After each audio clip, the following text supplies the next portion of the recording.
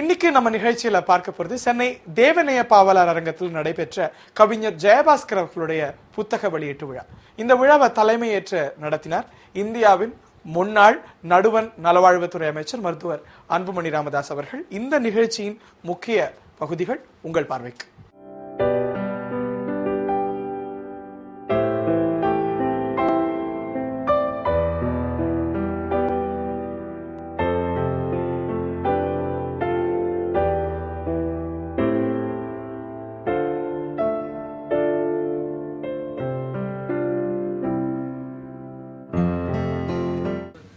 தேன் தமிழ்ச்சங்கத்தின் ஒருங்கிணைப்பாளர் கவிஞர் திரு முகமது சபி அவர்கள் இப்பொழுது வரவேற்புரையாற்றுவார். இங்கு ஒரு கவிதை எழுதிவிட்டு உடனே ஒரு மணி நேரத்தில் ஒரு கவிஞரை சந்தித்து அந்த கவிதையினுடைய பிழையை திருத்திக் கொள்ளலாம், செழுமைப்படுத்திக் கொள்ளலாம், கூர்மைப்படுத்திக் கொள்ளலாம். ஆனால் எங்கள் தென் பகுதியில் வட மாவட்டங்களை விடுத்து தென் மாவட்டங்கள் இருக்கிற எண்ணற்ற படைப்பாளர்களுக்கு அங்கு வழிகாட்டுதல் இல்லை. ஆனால் சென்னையில் இருந்து கொண்டு ஜெயபாஸ்கரன் தென் மாவட்டங்களுக்கு நிகழ்ச்சிகளுக்கு வரும் பொழுதெல்லாம் எங்களை போன்ற எண்ணற்ற படைப்பாளர்களை சந்தித்து செழுமைப்படுத்தி அவர்கள் படைப்புகளை வாசித்து கூர்மைப்படுத்தி மட்டுமல்ல, இங்கு ஒரு மிக மோசமான ஒரு சூழல் நிலவிக் கொண்டிருக்கிறது.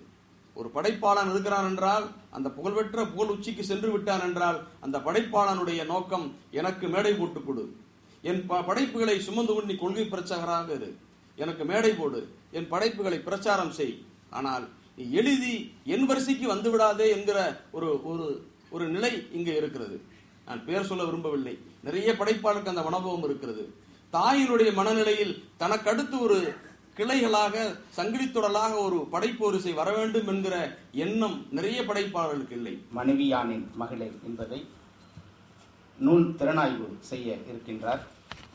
உப்பு காற்றை உள்வாங்கினாலும் தமிழ் காற்றையே சுவாசிக்க தரும் மாநில கல்லூரியின் தமிழ்துறை பேராசிரியர் முனைவர் திரு அந்தோனி டேவிட் நாதன் அவர்கள். இப்போ அந்த கவிதையை படிச்சு முடிச்ச பிற்பாடு எனக்கு ஏற்பட்ட பரவசம் ஏறக்குறைய 25 வருடத்திற்கு முன்பு அந்த கல்லூரி காலங்களிலிருந்து இன்று வரை நடந்த நிகழ்வுகள் எல்லாம் அப்படியே ஒரு ஊசலாட்டம் மனதுக்குள் ஏற்படுகிற ஒரு நெகிழ்வு. ஆனா அந்த கவிதையில் இருக்கிற அந்த தாய்மை உணர்வில் இருக்கிற அந்த முக்கியமான அந்த சிந்தனை ஓட்டம் அது ஜெயபாஸ்கரன் மாதிரியான கவிஞர்களுக்கு தான் சொல்ல வரும். என் கையில் இருந்தால் கம்பு, உன் கையில் இருந்தால் தண்டம். அதில் எழுதி விட்டு போன ஒரு வரி இருக்கிறது. என் கையில் இருந்தால் கம்பு, உன் கையில் இருந்தால் தண்டம், நீயே தண்டம். அந்த வரி விட்டு போயிருக்கிறது. ஆன்மீகத்தை அழிப்பதற்கு நாத்திகர்கள் செய்கிற வேலையை விட அதிகமாக இன்றைய துறவிகள் செய்து கொண்டிருக்கிறார்கள் என்பதுதான் உண்மை. இந்த ஜெயபாஸ்கரன் அவர்களுடைய அந்த நூலின் அட்டையை பார்க்கிற பொழுது ஜெயபாஸ்கரன் என்று மட்டும் இருக்கிறது. கவி சக்கரவர்த்தி, கவிவேந்தர், கவிக்கோ இது மாதிரியான அடைமொழிகளோடு தான் கவிஞர்கள் உலா வருகிற காலம். அது என்ன உளவியல் என்று தெரியவில்லை. பொதுவாக இந்திரா பார்சாரதி தான் இந்திரா பார்சாரதி தான், வாசந்தி வாசந்தி தான், ஜெயகாந்தன் ஜெயகாந்தன் தான். ஆனால் கவிஞர்கள் மட்டும் அடைமொழி பிரியர்களாக இருக்கிறார்கள். ஏதாவது ஒரு அடைமொழியை சேர்த்து கொண்டு போகிறார்கள். நல்லதுதான். ஏனென்றால் நமக்கெல்லாம் தெரியும், ஒருவருக்கு கவி சக்கரவர்த்தி என்று அடைமொழி, அதை தாங்குவதில் அவருக்கு ரொம்ப சந்தோஷம், பன்னீர் மேலே விழுந்த மாதிரி அவருக்கு ஆனந்தம். அவருடைய இலக்கிய தரம் என்ன என்று நமக்கு தெரியும், குழந்தை போன்ற வருவர். எனவே கவி சக்கரவர்த்திக்கு கீழே தான் எல்லா பட்டங்களும் வருவதால் இவர்கள் அத்தனை பேருடைய இலக்கிய தரமும் என்ன என்று நாம் புரிந்து கொள்ள முடிகிறது. அப்படி ஒரு நிறைவு ஏற்படுகிறது. இந்த நிகழ்ச்சிக்கு வர வேண்டும் என்று என்னை அவர் அழைத்த போது நான் சொன்னேன், எனக்கு பேச்சு அவ்வளவாக வராது, ஒரு தடுமாற்றம் இருக்கும், கவிதை வாசிப்பது என்றால் நன்றாக வாசிப்பேன், நான் பார்வையாளராக வந்து விடுகிறேனே என்று அவரிடம் கூறினேன்.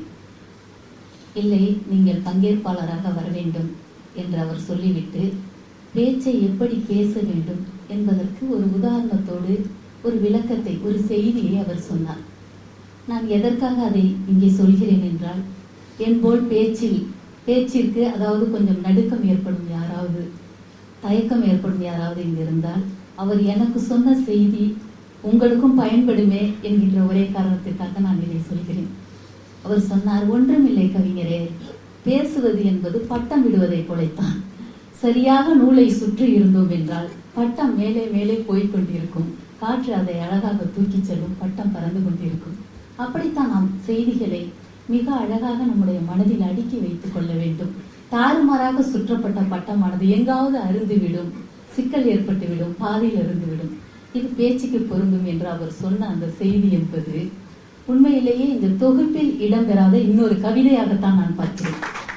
தமிழ் வளர்ச்சிக்கு பணத்தை தண்ணீராய் செலவழிக்கும் தன்மான தமிழறிவர், கர்நாடக தமிழ்ச்சங்க கூட்டமைப்பின் செயலாளர், அகில இந்திய தமிழ்ச்சங்க கூட்டமைப்பின் ஒருங்கிணைப்பாளர். மைசூர் முரசு என்ற ஒரு இதழையும் நடத்தி கொண்டிருந்தேன். அந்த சமயத்தில் அண்ணன் ஜெயபாஸ்கரன் அவர்களுடைய கவிதைகளை பற்றி அடிக்கடி ஒவ்வொரு மடையிலும் கூட எழுதி கொண்டே இருப்பார்.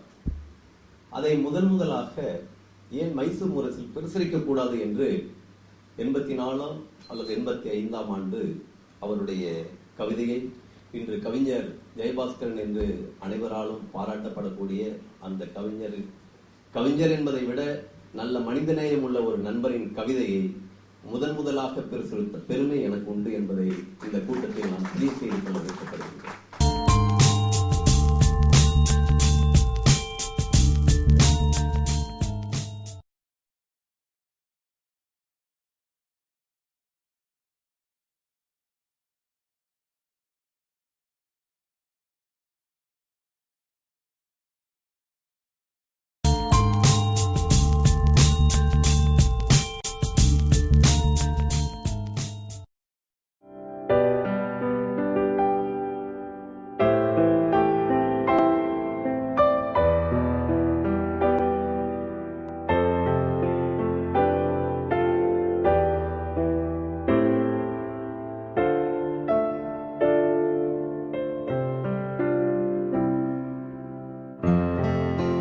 மின்வெட்டு வருகிற போது மின்சாரம் வரும் என்கிற ஒரு நம்பிக்கை என்பது இப்போதெல்லாம் மூட நம்பிக்கையாக போய்விட்டது.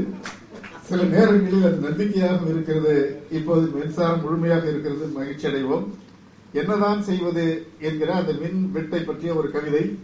திடீரென இரண்டு விடுகிறது என் வீடு, திடீரென இருண்டு விடுகிறது என் வீடு, மெழுகுவர்த்தியை ஏற்றி வைத்து இயன்றவரை இருள் எரிக்கிறேன். அற்புதமான ஓமை அது. மெழுகுவர்த்தியை ஏற்றி வைத்து இயன்றவரை இருள் எரிக்கிறேன், பகலிலேயே படிச்செடுங்கடா உரத்து உத்தழுகிறேன் என் பிள்ளைகளுக்கு, அரை குடமாவது நிறைந்ததே அது போதும் ஆறுதல் சொல்கிறேன், குடத்தோடு சேர்ந்து குடிநீருக்கு ஆடுகிற என் மனைவிக்கு, கொடும் புழுக்கத்தோடு ஒப்பிடுகையில் கொசு இனிதென்று குமுறி நாங்கள் 4 சேர்ந்து ஜன்னல்களை திறக்கிறோம், புத்தக அலமாரியிலிருந்து உடனடியாக எடுத்து விநியோகித்து மின்வெட்டுக்கு எதிராக சுழல விடுகிறேன் பனை விசிறிகளை, என்ன செய்வதென்று தெரியவே இல்லை, நைந்தும் நையாமலும் கிரைண்டரில் கிடக்கிற நாளைய எங்கள் இட்லிக்கான உளுந்தை. ஒரு சராசரி ஒரு நடுத்தர வர்க்கத்தை சார்ந்த ஒரு இளைஞனுடைய ஒரு கணவனுடைய கவலை இது. உணர்ச்சிகளுக்கும் அனுபவங்களுக்கும் ஆதங்கங்களுக்கும் கண்ணீருக்கும் அழுகைக்கும் இருக்கக்கூடிய சக்தி மரபுகளுக்கும் இலக்கணங்களுக்கும் கிடையவே கிடையாது. முதல் பள்ளிக்கூடத்தை கட்டியவன் படிக்காதவன் தான், முதல் கவிதையை சொன்னவன் மரபு தெரியாதவன் தான், முதல் கவிதையை சொல்லிக் கொடுத்தவன் இலக்கணம் தெரியாதவன் தான். அதுக்கப்புறம் இவர்கள் இலக்கணப்படுத்திக் கொள்வார்கள். இதை பற்றியெல்லாம் கவலை வேண்டாம். சரி, எழுத முயற்சித்தேன். ஆனாலும் அண்ணா என்று வரும்போது 2 சொல்லியா 3 சொல்லியா அப்படியே தடுமாறும். அப்படியே எழுத பழகி கொண்டிருந்த டாக்டர்கள் எழுது போன்று, அது சின்ன நானாவா பெரிய நானாவா எப்படியாவது இருக்கட்டும், 2 கீரல். திரும்ப விட்ட கேட்டேன், என்னையா சிக்கல், ஒன்னும் செய்யாதீங்க, நீங்க ஒரு ரெக்கார்ட் பிளேயரை வச்சு நீங்க சொல்ல வேண்டியதான் அதை சொல்லிடுங்க, இதெல்லாம் டிடிபி காரன் வேலை, அவங்க பார்த்துக்குவாங்க. ஆஹா, அருமையான ஐடியா. இதுக்காகவே ஒரு தமிழ் தெரிஞ்ச டிடிபி காரன் அலுவலகத்தில் வச்சு டெய்லி நேரம் கிடைக்குன்னா அனுபவத்தெல்லாம் சொல்லிடுவேன். கொடுத்துட்டு அந்த பொண்ணுகிட்ட போனால் அடிச்சு வைக்கும். நான் சொல்லாத நினைக்காத எழுத்தெல்லாம் அதில் இருக்கும். கரெக்டாக அதை பார்த்து தான் நான் அண்ணான்னா 3 சொல்லி ஞானமுக்கு ஞாவான தேடிக்கிட்டு இருந்ததெல்லாம் அந்த பொண்ணுகிட்ட வந்து கற்றுக்கிட்டேன். ஆஹா, எழுத்துனா இதான் போல. இப்படி எழுதி நான் நூல் வெளியிட்டு அந்த நூலுக்கு முதல் பரிசு கவிதை உறவு எனக்கு வழங்கியது. அதற்கு காரணம் இந்த ஜெயபாஸ்கர். என்னுடைய முதல் கவிதை பிரசுரமானது அமுதசுரபிங்கிற ஒரு பத்திரிகையில தான், செருப்புன்னு தலைப்புல. அந்த ஆசிரியர் இருக்காங்க. அது நான் கல்லூரி படிக்கும் போது விக்ரமன் அப்போ ஆசிரியரா இருந்தாங்க. அவங்க கிட்ட நான் எழுதி இந்த கவிதையை கொடுத்தேன். நான் இதை கண்டிப்பா நான் பாக்குற அந்த மீன் வாங்கிட்டு போனாரு. அடுத்த ஒரு 15-20 நாள்ல அந்த ஏப்ரல் மாத இதழ்ல 91ல என்னுடைய கவிதை பிரசுரமானுச்சு. மிகப்பெரிய சந்தோஷம். அதே கவிதை தொகுப்புல ஏற்பாடி ராதாகிருஷ்ணன் அவருடைய கவிதையும் பிரசுரமா இருந்துச்சு. தப்பா நினைச்சுக்கிறீங்க சார், என்னுடைய கவிதை வேற எதுவுமே நான் அதை படிக்கல. அவ்வளவு சந்தோஷம். முதல் கவிதை வந்ததுல 30 ரூபா பணமா அனுப்பியிருந்தாங்க. அந்த கவிதையை எங்க வீட்டுல வேலை பார்க்கிற, கவிதை தெரியாத யாரோ படிச்சிருக்கான் படிக்கல, லைஃப்ல கிராஸ் பண்ணி அவனு வீட்டை போயிடக்கூடாது, அவன்கிட்ட கூப்பிட்டு வச்சு இந்த கவிதை என்னோட கவிதை வந்திருக்குன்னு சொல்லி அவ்வளவு பெரிய சந்தோஷம், அவ்வளவு பெரிய உற்சாகம். அதெல்லாம் தான் நம்மள என்னன்னா, அதுக்கு அடுத்தடுத்து விகடன்ல தொடர்ந்து ஒரு 3 வரை கவிதைகள் வரும். அது அடுத்த வாரம் பிரசுரமாகுதுன்னா ஒரு சனிக்கிழமையே ஒரு சின்ன துண்டு பிரசுரத்துல உங்களுக்கு கவிதை பிரசுரமாகி உள்ளது, அதுக்கான தொகை அனுப்பப்பட்டுள்ளதுன்னு சொல்லி ஒரு 3 வரைக்கும் 30 ரூபா வரும். முதல்ல செருப்பு கவிதை ஒரு 40 வரி இருக்கும், அதுக்கு 30 ரூபா அனுப்புறாங்க. இப்ப விகடன்ல 3 வரைக்கும் 30 ரூபா வருதா சொல்லி அமுத சுரபிகள் அனுப்புறது இல்ல, தொடர்ந்து விகடனுக்கே அனுப்புறது.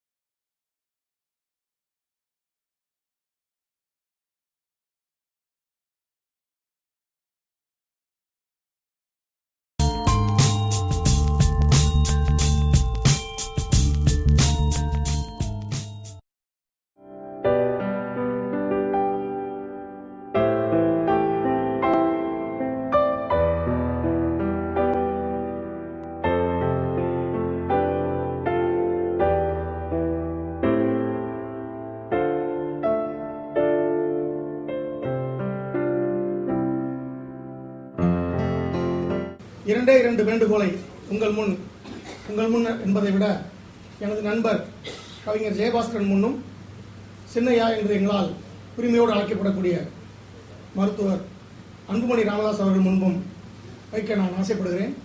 வேண்டுகோள் 1, திரு கவிஞர் ஜெயபாஸ்கர் அவர்கள் தனது ஆலமர கவிதையை உங்கள் அனைவர் முன் இங்கு பாட வேண்டும். வேண்டுகோள் 2, மருத்துவர் ஐயா அவர்கள் அடுத்த முறை மத்திய அமைச்சரானதும் மதுவை ஒழிக்க சட்டம் இயற்ற வேண்டும். அதற்கு நாங்கள் எல்லோரும் உறுதுணையாக இருப்போம் என்று கூறி இந்த வாய்ப்பளித்த உங்கள் அனைவருக்கும் நன்றி, வணக்கம். மனசு இன்னமும் மாறவில்லை, மருந்துகள் தேடியும் கிடைக்கவில்லை, 1000 கைகளால் கெஞ்சிய மனிதனை வீழ்த்திய வேதனை பொறுக்கவில்லை.